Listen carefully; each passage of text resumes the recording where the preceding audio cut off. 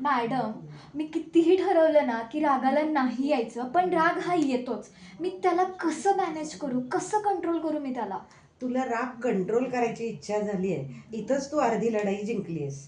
पण राग येण्याच्या आधी मला कोणत्या कारणावरून राग येतो ह्याचा विचार करायचा. म्हणजे माझ्या काही एक्सपेक्टेशन्स पूर्ण होत नाहीत का, का मला चिडचिड करायची सवयच लागली आहे, का माझा इगो हर्ट होतो आणि मग मी रागाला येते. ही जेव्हा कारणं आपल्याला मिळतात तेव्हा आपण त्याच्यावर छान वर्कआउट करू शकतो. शिवाय आपल्याला ह्यापूर्वी आपण रागवल्यावर कोणते दुष्परिणाम भोगावे लागले होते याचा देखील विचार करायचा. मग आपल्या शरीरावर काही लक्षणं दिसतात, तर काही मनाला त्रास होतात, तर हे जर आपल्याला सगळ्याला अवॉइड करायचं असेल तर अँगरपासून फ्रीडम मिळवणं खूप गरजेचं आहे. आणि त्यासाठीचा काही उपाय आहेत. त्यातला पहिला उपाय म्हणजे सेल्फ टॉक.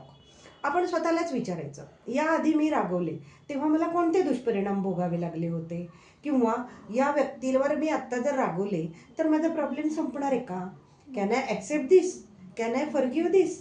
विषय समाप्त. जेव्हा आपल्याला आधीच आपण एवढे प्रश्न विचारतो, बोलतो, तेव्हा आपल्याला राग येण्याचं प्रमाण कमी होतं. दुसरी ॲक्शन म्हणजे राग आला की उलटे आकडे काउंट करायचे, किंवा आपला रागीट चेहरा आरशात पाहायचा.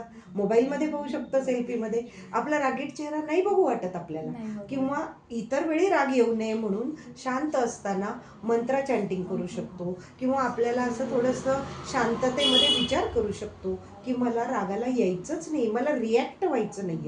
त्याच्या पुढचा उपाय म्हणजे ब्रीदिंगवर कंट्रोल करा. हा खूप महत्त्वाचा उपाय आहे. आपण inhale deeply and exhale slowly ह्याची जेव्हा प्रॅक्टिस करतो तेव्हा आपल्याला रागावरती आपलं प्रमाण रागाचं कमी करता येतं.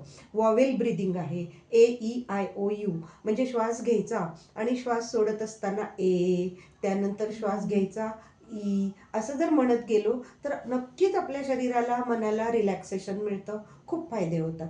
शिवाय जेव्हा आपण आपल्या मेडिटेशन करत असतो आणि तेव्हा आपलं मन शांत करण्यासाठी डोळे मिटून आपण त्याची प्रॅक्टिस करतो, तेव्हा आपोआपच रागाचं प्रमाण कमी व्हायला लागतं आणि आपला राग कमी होतोय असं समोरची व्यक्ती देखील आपल्याला सांगते.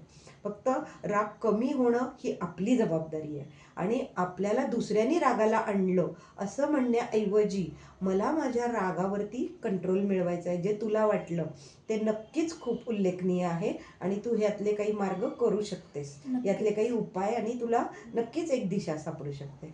आता मी माझ्या रागावर विजय मिळवणारच.